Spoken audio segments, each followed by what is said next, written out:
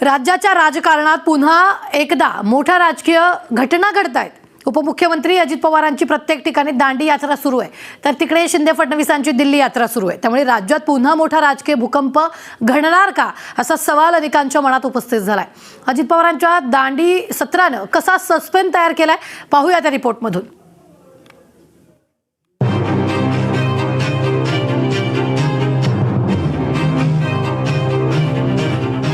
पालकमंत्रीपदासाठी अजित पवार गटाचं दबाव तंत्र। कॅबिनेटच्या बैठकीला अजित पवारांची दांडी। देवगिरी बंगल्यावर मात्र पक्षाच्या बैठका। अजित पवारांचं आजारपण राजकीय की अराजकीय? राज्यात सध्या वेगानं मोठ्या राजकीय घडामोडी घडत आहेत। उपमुख्यमंत्री अजित पवार पुन्हा शिंदे फडणवीसांच्या जोडीपासून लांब लांब राहत आहेत का असा सवाल उपस्थित झालाय। त्याला कारण ठरलंय राज्य मंत्रिमंडळाच्या बैठकीला अजित पवारांचं आजारपणाचं कारण सांगून दांडी मारणं। मात्र त्यानंतर लगेच देवगिरी बंगल्यावर पक्षांच्या नेत्यांच्या बैठका घेणं, तसेच अजित पवार गटाच्या नेत्यांनी फडणवीसांची भेट घेऊन पालकमंत्रीपदासाठी दबाव आणणं, या सगळ्यात पुन्हा काही मोठं दडलंय का असा सवाल आता उपस्थित होतोय। तर दुसरीकडे लगेच मुख्यमंत्री शिंदे आणि उपमुख्यमंत्री फडणवीस वरिष्ठ नेत्यांच्या भेटीगाठींसाठी दिल्लीला रवाना झालेत। हे दोन्ही नेते अचानक दिल्लीला गेले असल्यामुळे राजकीय तर्कवितर्क लढवले जात आहेत। सर, आज अजित पवार नव्हते, त्यामुळं अजित पवार आज कॅबिनेटला आज अजित पवार नव्हते, त्यामुळे ते नाराज आहेत की आणखी कारण आहे काय? नेमकं तुमच्याशी बोलणं झालं काय? अजित पवार, अजितदादांची तब्येत आज ठीक नाही आहे, बरी नाही आहे, त्यामुळे ते कॅबिनेटला आले नाहीत। आता तुम्ही त्याचा वेगवेगळा अर्थ काढण्याची आवश्यकता नाही। शिंदे आणि फडणवीस भाजपचे राष्ट्रीय अध्यक्ष JP नड्डा आणि केंद्रीय गृहमंत्री अमित शहा यांची भेट घेणार असल्याची माहिती आहे।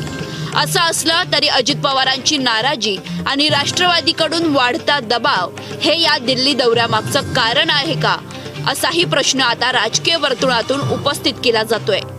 तर दुसरीकडे राज्याच्या राजकारणात 3 पक्षांचं सरकार असलं तरी भाजपच मोठा भाऊ असल्याचं वक्तव्य उपमुख्यमंत्री फडणवीसांनी केलंय। आज आपण पाहतोय महाराष्ट्रामध्ये 3 पक्षांचं आपलं सरकार आहे। आपल्यासोबत शिवसेना आहे, आपल्यासोबत राष्ट्रवादी काँग्रेस आहे।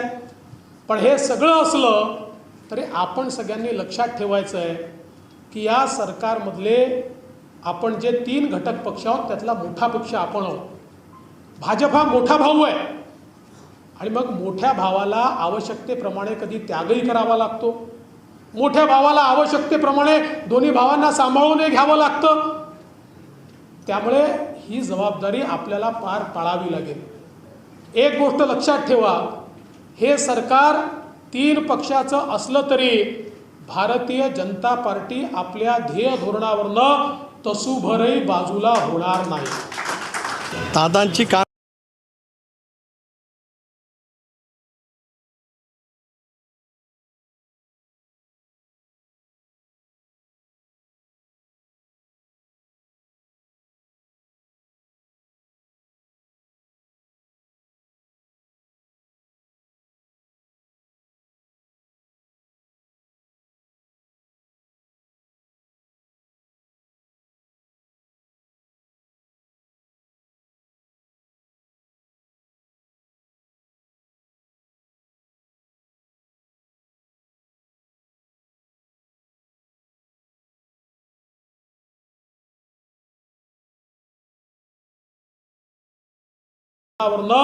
तसूभरही बाजूला होणार नाही।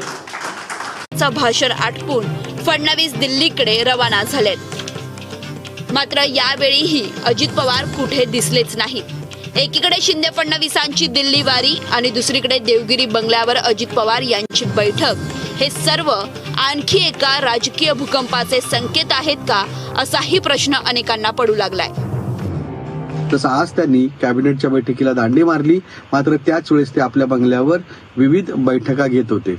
गेल्या 8 ते 10 दिवसांपूर्वी पुण्याचा जो काही खडकवासला धरणातून जो काही पाणी पुरवठा होतो कालव्याद्वारे, तो कालवा बोगद्यातून ते पाणी सोडण्यासंदर्भात त्यांनी बैठक घेतली होती। प्रामुख्यानं ते जे जलसंपदा विभाग आहे तो त्यांच्याकडे नाही. त्या बोगदा करताना किंवा त्या कालव्याचा जो TDR द्यायचा आहे ते खातं नगर विकास विभागाचं आहे, तेही खातं त्यांच्याकडे नाही. असं असताना शिवाय पालकमंत्री त्यांच्याकडे नाही, असं असतानाही त्यांनी ती बैठक घेतली, त्यात निर्णय करण्याचा प्रयत्न केला. मात्र तो निर्णय होऊ शकणार नव्हता, कारण त्यांच्याकडं कुठलंही विभाग किंवा खातं त्यांच्या थेट अखत्यारीत नाहीत. तर दुसरीकडे शरद पवारांच्या गोटातील हालचालीही वाढू लागल्यात. 5 ऑक्टोबरला दिल्लीतच शरद पवारांच्या राष्ट्रीय कार्यकारिणीची बैठक पार पडते.